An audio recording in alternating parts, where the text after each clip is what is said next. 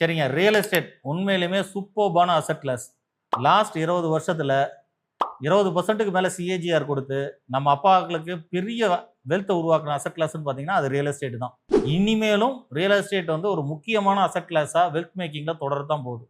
ஃபிராங்க்லி to say கோல்டும், fixed income ப்ராடக்ட்ஸும் என்னைக்கும் bench மார்க்குக்கு மேல போறதுக்கான சான்சஸ் கம்மி. ஆனா என்னைக்கும் ரியல் எஸ்டேட்டும், ஈக்விட்டியும் தான் பெஞ்ச் மார்க் ரிட்டர்ன்ஸ்க்கு மேல ரிட்டர்ன் கொடுக்கக்கூடிய ஒரு அசெட் கிளாஸ்ல இருக்க தான் செய்யுது. 2வது, சரி சார், இப்போ 20 வருஷத்துக்கு முன்னாடி பார்த்தீங்கன்னா, ஒரு 5 லட்சம் 10 லட்சத்துல வாங்கின அசெட் கிளாஸ் ரியல் எஸ்டேட் எல்லாமே இன்னைக்கு பார்த்தீங்கன்னா அரௌண்ட் 4-5 crore மேல போயிருச்சு. மோர் தென் 50 டைம்ஸ்க்கு மேல ரிட்டர்ன்ஸ் வந்துருச்சு. அடுத்த 10-20 வருஷமும் இப்படியே தான் இருக்குமா ரியல் எஸ்டேட்? 50 மடங்கு இன்னும் 50 மடங்கு இங்கிருந்து வளர்ந்துருமா அப்படின்னு கேட்டிங்கன்னா, பிராக்டிகலி சான்சஸ் கம்மி தான். ஏன்னா இன்னைக்கு 5 கோடி ரூபாய் இருக்கிறது என்ன இன்னும் 50% ஏறி 250 கோடிக்கா போக முடியுங்க? பிராக்டிகலி சான்சஸ் கம்மி. நான் சொல்றது எப்படின்னா ரியல் எஸ்டேட் வளராதுன்னு சொல்ல வரல, வளர்ச்சி விகிதம் குறையும் சொல்றேன். நிறைய இடத்துல 20% இருந்தது இனிமே சிங்கிள் டிஜிட் கூட வந்துடலாம். ஸோ சிங்கிள் டிஜிட்டுக்கு வந்துச்சுன்னா என்ன ஆகும்? நான் முதல்ல சொன்ன மாதிரி தான், நம்மளால 15% அந்த நெட்வொர்க் க்ரோத் வந்து காட்ட முடியாது. ஸோ அந்த இடத்துல ரியல் எஸ்டேட் வந்து சரியான இடத்துல பண்ணால் அடுத்த 20 வருஷமும் க்ரோத் இருக்கும்.